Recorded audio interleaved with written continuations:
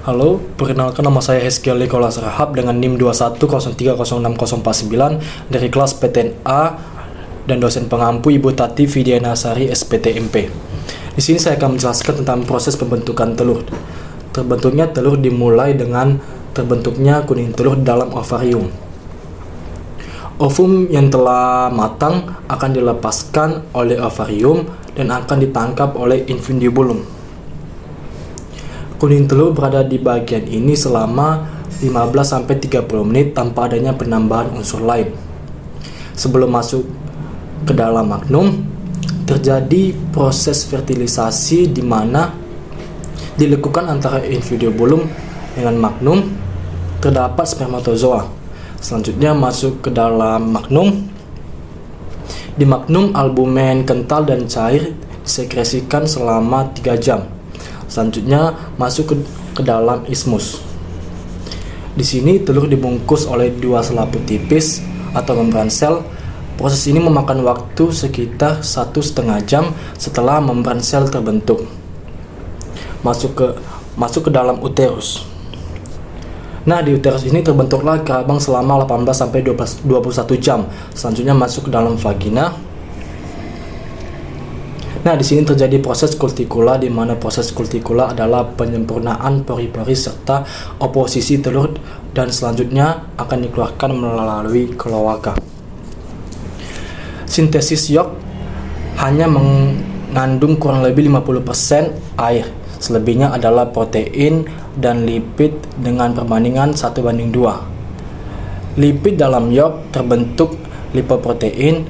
Padatan yolk mengandung fosfor, protein yang juga disebut fosfitin, lipoprotein, lipofitelin atau high density lipoprotein. Sedangkan karbohidrat yolk adalah polisakarida dalam bentuk mono-CGL usosamine. Pembentukan atau sintesis komponen-komponen yolk atau vitellogenesis berlangsung di dalam hati di bawah koordinasi hormon gonadotropin dan steroid. Proses terjadinya dimulai dari pituitari atau kelenjar di bawah otak akan melepaskan hormon gonadotropin dan hormon steroid akan melepaskan hormon estrogen. Nah, hormon steroid ini akan menyuruh hati untuk melakukan sintesis protein. Sintesis protein akan dilakukan di dalam nukleus dengan komponen-komponen yolk seperti asam amino, lipid, fosfor, dan kalsium. Setelah proses sintesis protein terjadi, selanjutnya akan dibawa oleh darah menuju ke folikel. Ada 2 jenis proses yang dihasilkan, yaitu biloprotein yang berfungsi untuk membawa trigliserida, kolesterol, dan lipid untuk disebar ke seluruh tubuh. Lalu ada proses pembentukan yolk atau vitelloginin. Di dalam folikel terdapat lipofitelin dan fosfitin yang berfungsinya untuk memberi makan sel telur dan melindunginya. Setelah semua proses terjadi, maka yolk atau kuning telur akan terbentuk. Beberapa hasil penelitian menunjukkan bahwa kenaikan level folikel stimulating hormone atau VSH pada ayam domestik terjadi pada saat menjelang fase pertumbuhan folikel yang ketiga, yaitu 15 jam sebelum ovulasi. Peningkatan level VSH ini terjadi secara simultan dengan meningkatnya pengikatan VSH pada jaringan ovarium. Sintesis albumin, protein albumin terdiri dari 1 ovalbumin 54%, yang kedua ovotransferin atau ceonalbumin 13%, yang ketiga ovomucin 11%, yang keempat itu ada ovoglobulins 8%, yang kelima ada lisosime 3,5%, yang keenam ada ovomucin 5-3%. Terdapat juga beberapa protein dengan level yang sangat kecil, yaitu avidin 0,05%, flavoprotein 0,8%, ovomakro globulin 0,5% dan ovoinhibitors 0,1 sampai 1,5%. Lalu ada ovoglycoprotein 0,5 sampai 1,0%, papainhibitor 0,1%. Hormon-hormon steroid memiliki peranan yang sangat penting dalam sintesis protein pada sel-sel oviduct.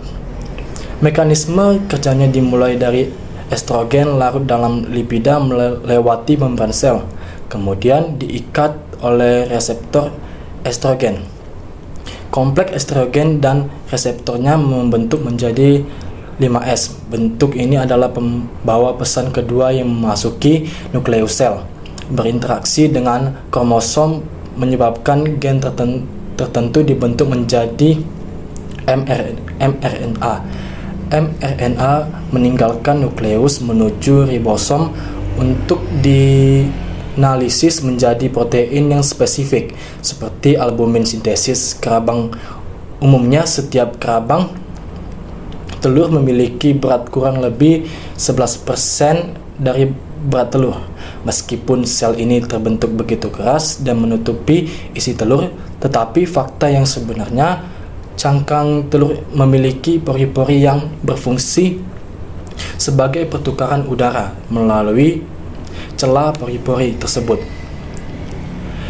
Cangkang telur terbentuk dari bahan-bahan organik yang berupa kerangka berasal dari susunan serabut halus dan granula-granula. Selain itu ada juga substansi interstitial yang tersusun dari campuran garam organik. Bahan organik pembentuk cangkang telur meliputi 94% kalsium karbonat, 1% magnesium karbonat, 1% kalsium fosfat, dan 4% terbuat dari bahan organik, terutama protein. Pembentukan kulit telur terbagi menjadi 4 bagian utama, yaitu kutikula, lapisan bunga karang dan lapisan mamila serta lapisan membran. Sintesis kerabang terjadi di bagian uterus. Dalam sintesis kerabang terdapat komponen penyusunnya, yaitu ion Ca dan CO3 menjadi CaCO3.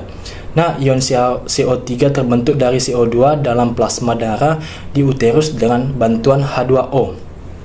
Kedua tadi akan dirombak oleh enzim karbonik ahidrase, terbentuklah H2CO3.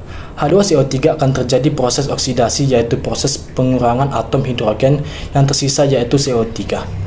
Lalu CO3 dengan ion kalsium dari dalam darah tadi akan bergabung menjadi CaCO3 untuk membungkus kerabang dari telur. Sekian yang bisa saya sampaikan. Bila ada salah kata atau penyampaian, saya mohon maaf. Terima kasih.